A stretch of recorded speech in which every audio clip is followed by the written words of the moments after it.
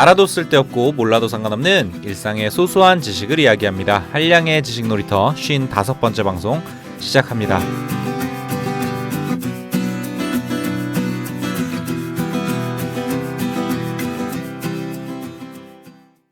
안녕하세요. 반갑습니다. 한량의 지식놀이터 진행자 한량입니다.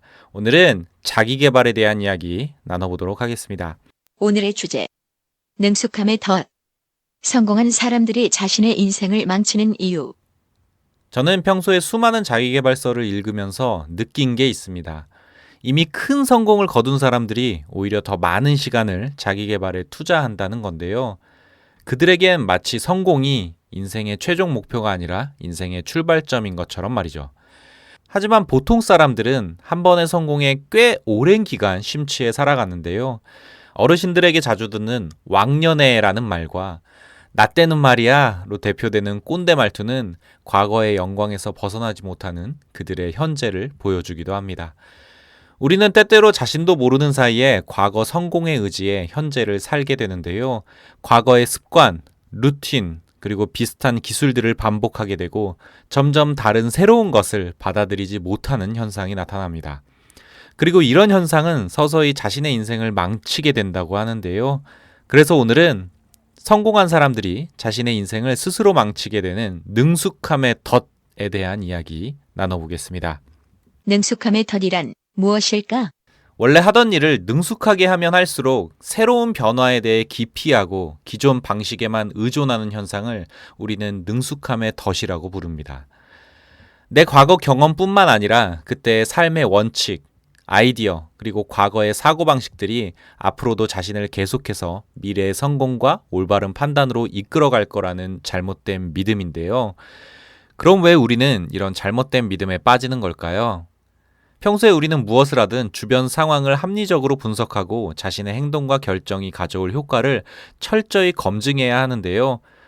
실제로 우리는 그런 노력보다 과거의 성공한 경험을 바탕으로 익숙한 도구, 익숙한 기술, 익숙한 루틴과 습관에 의지하는 경향을 보입니다.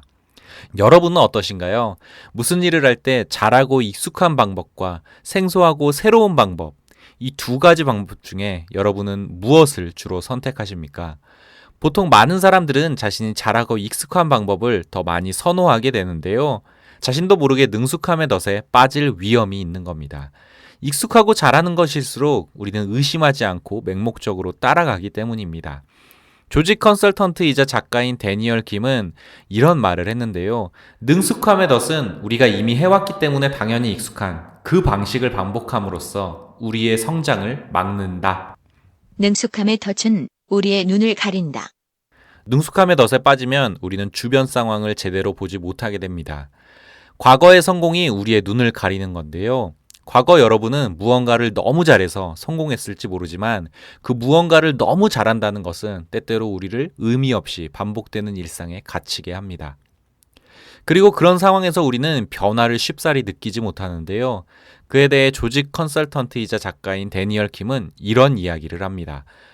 만약 당신이 당신의 분야에서 꽤 오랜 시간 성공을 거두어 왔다면 당신은 믿을 것이다. 성공을 위한 자신의 선택과 결정은 항상 옳다고 말이다. 오랫동안 쌓아올린 성공에 대한 이런 맹목적인 확신은 우리의 눈을 가린다. 경쟁사회에서 일어나는 수많은 변화를 인지할 수 없기 때문이다. 나 아닌 다른 사람들은 당연한 변화라고 느끼는 상황에서조차 말이다. 한때 강점혁명이라는 말이 유행했던 적이 있습니다. 약점을 보완하기보다는 강점을 강화하는 데 집중하는 자기계발 전략인데요. 강점 전략은 강점을 무기로 활용할 때 빛을 발합니다. 강점이란 무기를 활용해서 상황 변화에 맞춰 목표를 성취해 나가는 방법인데요. 강점 전략과 능숙함의 덫의 차이는 바로 여기서 발생합니다. 능숙함의 덫은 단지 잘하고 익숙하다는 이유로 무언가를 반복하고 고집할 뿐이라는 겁니다. 능숙함의 덫은 오히려 강점이 강화되기보다는 익숙한 것을 반복함으로써 그 부분이 변화에 취약해지고 경직되는 문제가 발생하는데요. 우리가 가진 핵심 기술은 우리에게 무기가 될 수도 있지만 그것에 대한 과도한 집착은 우리의 강점을 쉽게 약점으로 만든다는 겁니다. 결국 능숙함의 덫은 우리에게 두 가지 결과를 남기게 되는데요. 첫 번째는 변화에 대한 적응력을 떨어뜨린다는 것. 두 번째는 눈앞의 기회를 놓치게 만든다는 겁니다. 반면에 강점 전략은 강점을 무기로 변화에 적응하고 새로운 기회를 만들어 끊임없이 성장과 성공을 추구하는 전략인데 말이죠. 여기까지 날 이끌었던 것들은 거기까지 날 데려다 주지 못한다.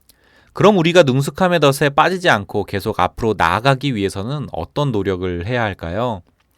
일단 이 질문에 답하기 전에 우리가 기억해야 할 말이 있는데요. 여기까지 날 이끌었던 것들은 거기까지 날 데려다 주지 못한다. 주변 상황이 바뀌고 우리의 위치가 바뀌고 삶의 목표가 바뀜에 따라 우리는 끊임없이 스스로를 변화시켜야 하는데요. 본능적으로 익숙함을 쫓는 우리가 끊임없는 변화에 대응하기 위해서는 어떤 방법을 취해야 할까요? 그러기 위해서 우리는 경쟁자의 시선으로 스스로를 바라봐야 합니다. 만약 여러분들이 나와 같은 목표를 가진 숙명의 라이벌, 그 라이벌의 관점으로 스스로를 바라본다면 그 시선에서는 나에 대해 어떤 모습들이 느껴질까요? 내가 가진 모습 중에 어떤 걸 그는 약점이라고 생각할까요? 날 이기기 위해 그는 무엇을 하기로 결정을 했을까요? 라이벌이 평가하는 내 장점은 반대로 무엇일까요? 진짜 라이벌이 있다면 직접 물어보지 못하겠지만 라이벌의 시선과 관점만 빌려오기 때문에 우리는 스스로 많은 것을 점검해 볼 수 있습니다. 여러분도 한번 적어보세요. 목표를 성취하기 위해 내가 가진 플러스와 마이너스를 라이벌의 관점에서 꼼꼼히 생각해 보는 겁니다. 그리고 목표를 향해 나아가기 위해 여러분들의 시간, 돈, 노력을 온전히 투자하세요. 새로운 도구를 익히고 창의적인 방법을 외우고 혁신적인 모델을 개발하는데 말이죠. 스스로를 개선하고 업그레이드하기 위해 일부러라도 여유 시간을 만드는 것이 좋습니다.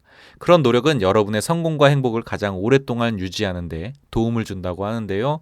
성공한 사람들은 오직 스스로를 경쟁자로 생각합니다. 과거의 자신보다 더 나은 자신이 되기 위해 꾸준히 앞으로 나아가는 것이죠. 그래서일까요? 이미 성공한 그들이 우리보다 더 많은 책을 읽고 우리보다 더 많이 배우고 우리보다 더 많은 노력을 하고 있으니 말이죠. 능숙함의 덫에 빠지지 않기 위해서 우리는 무엇을 해야 할까?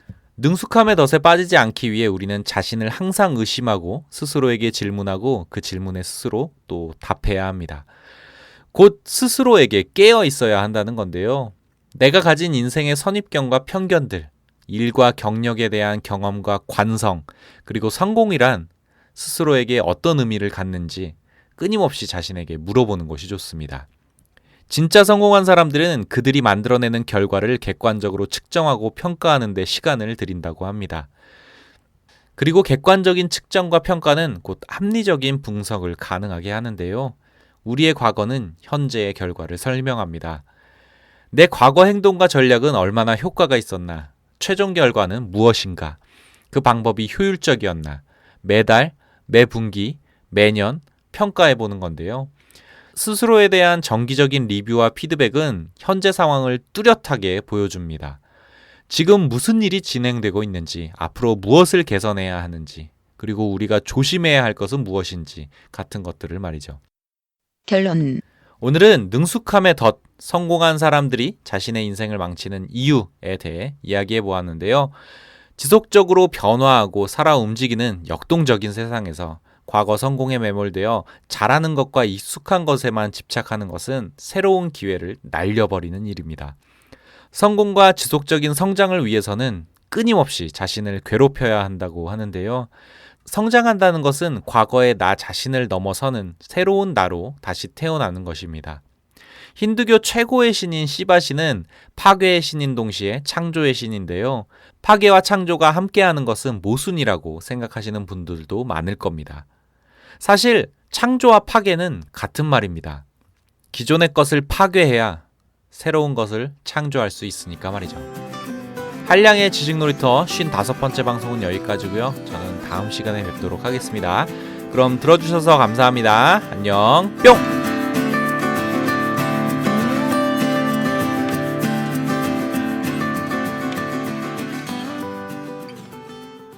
들어주셔서 감사합니다.